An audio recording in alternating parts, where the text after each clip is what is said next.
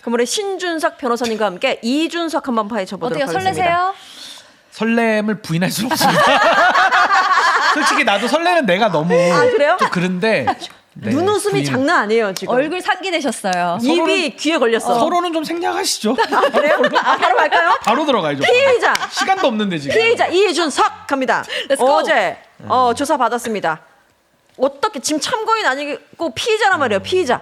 근데 본인은 지금 얘기했지. 왜 피의자인지 모르겠다. 알려주세요. 저기 이제 그 피자 시켜놓고 딱 기다려. 예, 피의자. 피자.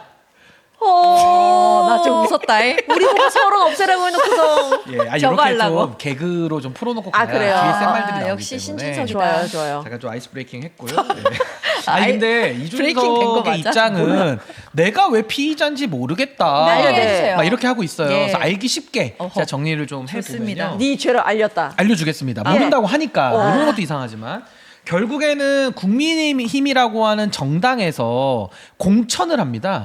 그럼 공천이라는 거는 많이들 아시다시피 공적인 추천 아닙니까? 그리고 이제 당에서 시스템을 가지고 공천권을 행사를 하는 건데 이준석은 그 공천권의 최고 책임자예요. 네. 근데 책임자인데 이준석의 지금 가장 큰 문제가 뭐냐면은 명태균이라고 하는 외부자의 청탁을 통해서 명태균이 꼽고자 하는 사람 누굽니까? 김영선이죠. 가장 Yep. 대표적인 인물이죠. 김영선을 꽂는 데 있어서 이준석이가 역할을 한 거 아니냐. 그럼 그 역할을 한 게 무슨 죄냐?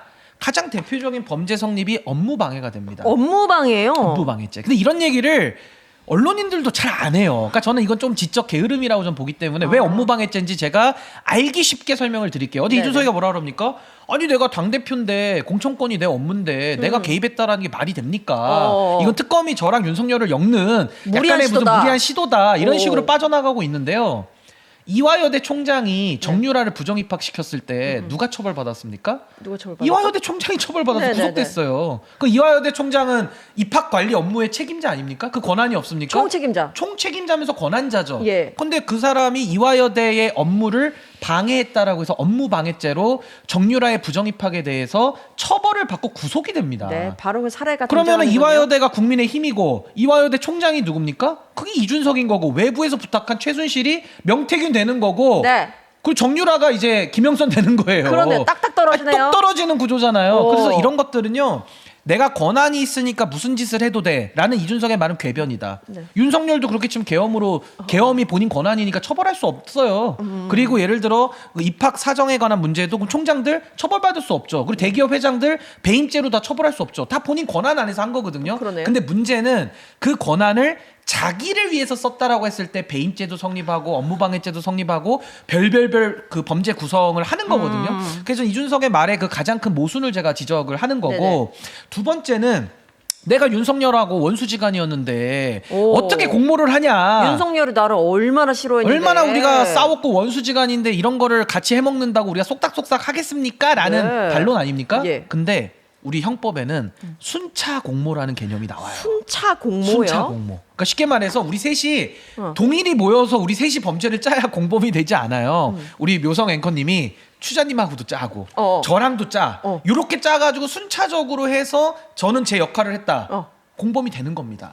그러니까 공모라는 게 같이 모여서만 짰을 때 공범이 되는 게 아니라 네. 명태균이라는 고리를 가지고서 지금 가고 있기 때문에 이준석의 말은 틀렸다라는 것이고 또 하나는 본인이 윤석열하고 원수된 게 언제입니까? 정확하게 2022년 7월 달 이후입니다. 정확하게 7월 말에 네. 배현진 최고위원이 사표를 던지면서 그때 이준석 지도부를 무너뜨리기 시작하거든요. 예. 그러면서 이제 비대위로 전환하는 과정에서 당원들이 들고 일어난 건데 지금 우리가 말하는 이 사건은 언제 일어난 겁니까? 2022년 4월 달 얘기입니다. 이때는 괜찮았거든요. 괜찮은 정도가 아니라 네. 이준석이가 늘 자기 광을 팔 때 대선과 지선을 이긴 그치. 당대표라고 자기 입으로 홍보하고 다녔어요. 대통령 만들고 네. 서울시장 만들고. 아니 그러면 2022년 6월까지는 아니 지 말이 그러니까 그럼 그때 6월달까지는요. 아니 당연히 윤석열과 이준석이 티격태격은 할 수 있죠. 아니, 서로 뭐 가족끼리도 싸우는데 왜 티격태격 못합니까? 그치. 그 티격태격을 한 것과 2022년 6월까지 본인들이 범죄를 공모한 것은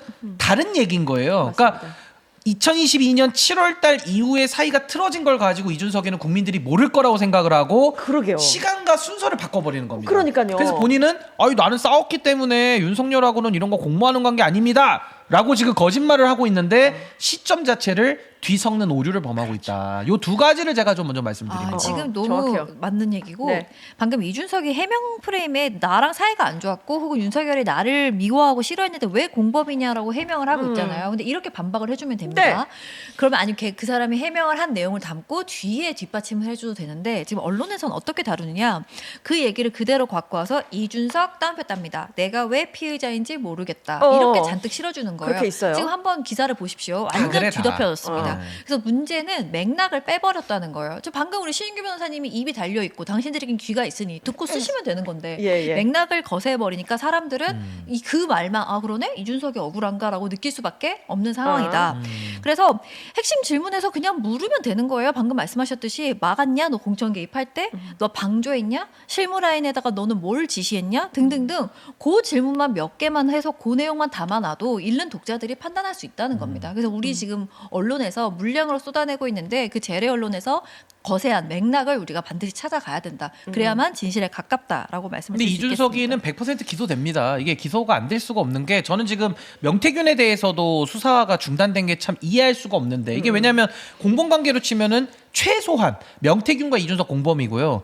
윤석열, 김건희까지도 공범으로 엮을 수는 있습니다. 아까 제가 순차 공모 이야기를 했기 네, 때문에. 네. 근데 저는 지금 여기서 제일 이해가 안 되는 게 이준석의 행위를 우리가 봐야 돼요. 그러니까 이준석을 우리가 아무 일도 안 했는데 너 윤석열하고 그냥 짰잖아. 이렇게 덮어씌울 수는 없거든요. 그러면 그 증거가 어디 있느냐?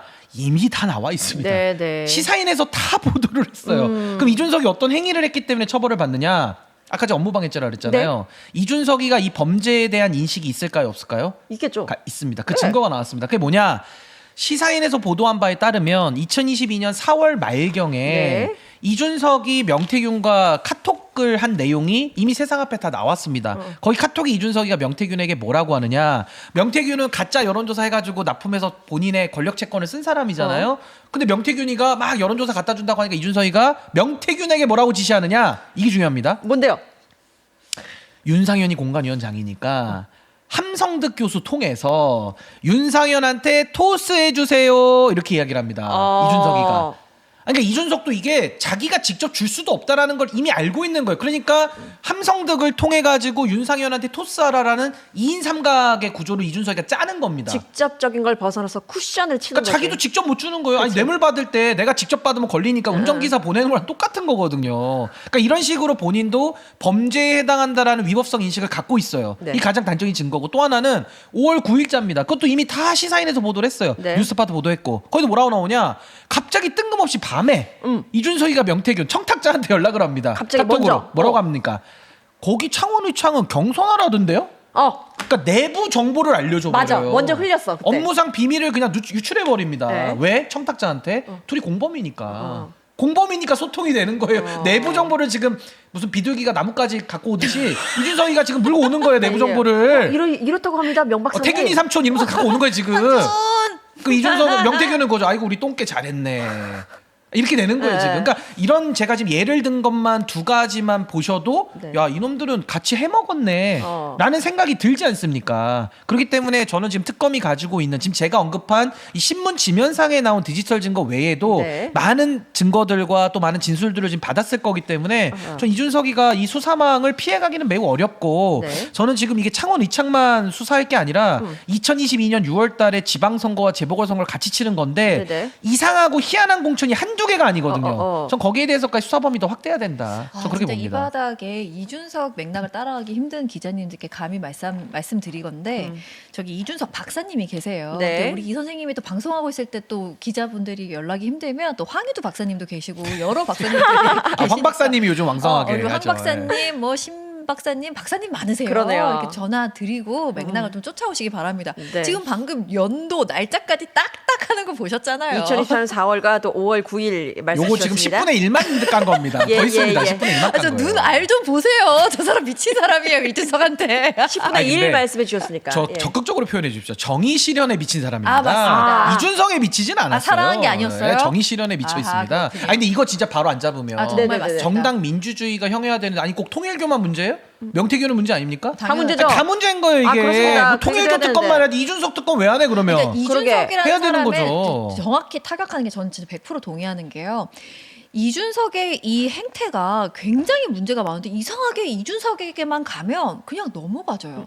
이게 죄인데 그냥 아무 일이 없었던 것처럼 넘어간단 말입니다. 그리고 그 말이 그대로 언론에 기사화가 되고. 맞아요. 네. 그래서 그런 선례를 남기면 안 됩니다. 더럽습니다. 그러니까 이준석은요, 본인이 저 사람이 나 미워했어. 그러니까 나는 피해자라고 떠들어댈 게 아니라 지가 적극적으로 거부했는지 저지한 흔적을 내놓으십시오. 그러면 아, 네. 그게 아니라면 어떻게 저 사람이 나 미워했으니까 나는 잘못이 없습니다라는 말은 통하지가 않는다. 근데 이준석이는 지금 언론에서 그 본질로 들어가는 질문 자체도 안 하지만은 이준석의 말을 그냥 그대로 레거시 언론은 써주고 있기 때문에 이게 해결이 안 되는 문제가 하나 있는 거고 네. 왜 그러냐라고 본다면은 이준석이는 레거시 언론의 거의 똥개 아닙니까? 그러니까 불러주면 불러주는 대로 맞습니다. 본인의 이해관계, 그러니까 레거시 언론의 이해관계를 가장 전면에서 실현해주고 있는 사람이 이준석이고 전혀 레거시 언론에 대해서는 비판 의식조차도 없고 이러다 보니까 이제 카르텔이 형성이 돼가지고 서로 주고받고 하는 건데 저는 이제 국민들의 수준이나 국민들이 가지고 있는 정보의 양이 네. 이미 레거시 언론이 덮어주기에는 너무 많은 내용들이 이미 세상 앞에 나와 있기 때문에 이거를 못 본 채 한다? 이거는 마치 윤석열 정부에서의 김건희를 보호했던 그 검찰처럼 정말 우스워지는 거예요 이제는. 네. 그러니까 저는 뭐랄까요 이제는 진실을 규명할 때가 왔다. 저 그렇게 봅니다. 맞습니다. 어쨌든 간에 특검의 화살을 지금 윤석열 넘어서 이준석한테까지 지금 향해서 검찰 조사까지 이루어진 특검 조사까지 이루어진 상황인데 뭐 정치적인 미래라고 하기엔 너무 거창하고 이준석의 미래 아까 전에 기소가 될 거라고 말씀하셨는데 저는 100% 봅니다. 네, 되고 어떻게 뭐 될까요? 뭐 어느 정도까지의 처벌? 사실 업무방해 말씀하셨고 순차 공모 말씀하셨는데 우리가 내란이라는 상황을 겪은 입장에서는 이거 업무방해라는 게 좀 작게 느껴지기도 하거든요.